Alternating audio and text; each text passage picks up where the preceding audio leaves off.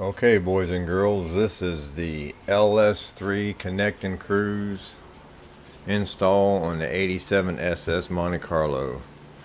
Today I'm going to talk to you about Dakota Digital install with the LS3 system. This is the command box from Dakota Digital here. This is what you need to hook everything to. If you look on this side, you've got the brake light, the left and right turn signals, etc. The LS3 plugs into this OBD2 box, BIM box right here. It plugs into the engine diagnostic system here. That's what this is. It plugs into this wire, this fitting right here, and that's where it makes its connection. This wire here, which is a cat cable, is all it is. It goes in here, and then it goes back to the back side of your Dakota Digital system. There's a plug-in for it there. So that's how that's connected. The cat cable to that. All your directional wires here. You got a hot wire, a ground wire, a constant power wire that goes on this side. Your fuel gauge goes up here. So everything goes to this box. In order to get this into the speedo head unit, you have to modify this. It shows you in the direction clearly that you need to take all this out, what you have to do here. I'm not going to go into great detail about that. But in order to fit this box in a convenient place, you have to find a place for that. So inside this box, when you take it apart, you'll find this piece in here. That's got to be taken out. That really is what the malfunction lights for the dash that was originally in the car. You've got this section here that goes behind this plate. Okay, you have to, I painted this black on the back side so that I can reinstall it behind here. This is on the back side of it, which is what guided the light beams from this piece into the check engine light area. Well, those items got to be taken out and eliminated. That leaves you with this to be glued on the back side of that. Okay, once you're done.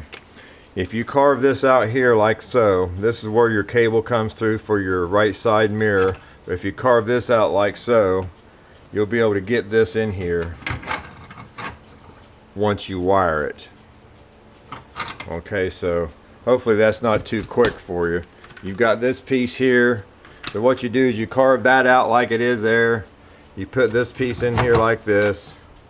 You put this piece in here like this. And you eliminate your lens from the original setup. You don't use it anymore. So you see it's got the turn signals, all that inside there. And it all communicates through this box. And then you just put your shroud on it. All said and done, looks like the factory, like it was born with it. And again, that's what my goal has been from the beginning. So what I'm going to do here now is I'm going to take you inside the car and show you what you have to do inside the car. This is the listing of the wires that you have to get a hold of and what they do. And I'm going to go over that on the inside, but there's a little capture of that. You'll be able to write that down. This is the dash. Obviously, I guess. You've got the cable that comes in from the LS3 system here. You got this one, that's what the diagnostic plug-in is there. This is the one that plugs into the pedal, the purple one. And then you've got this one here, which is just an ignition switch wire. And then this is a malfunction wire here. They call it MIL, malfunction lamp. There's one inside the fuse box that goes underneath the hood, but this wire is a redundant one, and you can put it to this box as well. So if you have a check engine situation, it'll plug into this. You just have to wire it into this box. It's got a check engine light on it. So this box is going to go inside the dash here.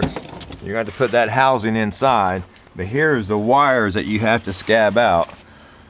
You had a square plug that was right here that plugged into the back of the a square plug right here that's plugged into the back of the speedometer, the original speedometer, and all these wires was in here. So you go through the schematics and you figure out which one is which. This here is the old diagnostic unit right here, plug, that used to be down here.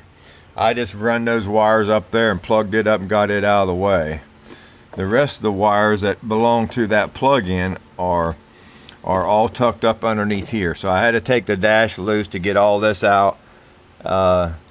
Actually, the harness that comes down here and has a plug in it right here is just attached here. So I took the dash out in order to find that out. You don't have to do that. I zipped it, tied it back up. You got to basically fish it out of there. There's a zip tie right here. There's a zip tie right there from the factory that you need to take out in order to be able to get it down to where you can get a hold of these. So these are the wires that you need. This is your fuel gauge that you plug into this box. Again, this control box.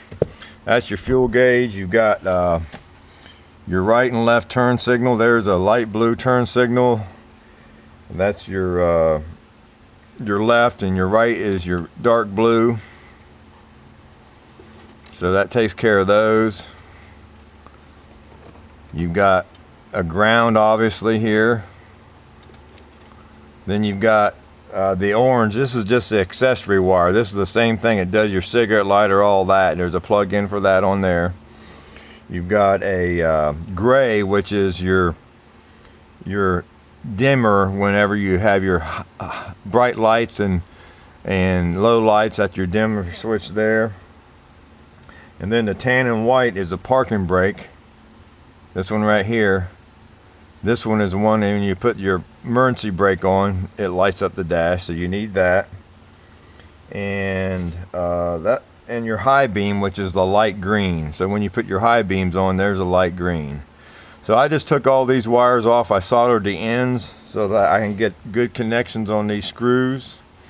And basically that's what's going on with it. You've got all those wires that have to be plugged into this, mainly over here. And then you just put it inside there. So I'm not going to go through the whole assembly of it. You had to program all these wires in there. I don't know if you could hear it earlier, but once you do that, then you can put the dash back together. I'm going to wire this first so I can stick it through the hole so I have room. But see, you can see the extra clearance you have here, and that's why I cut out the rest of that area.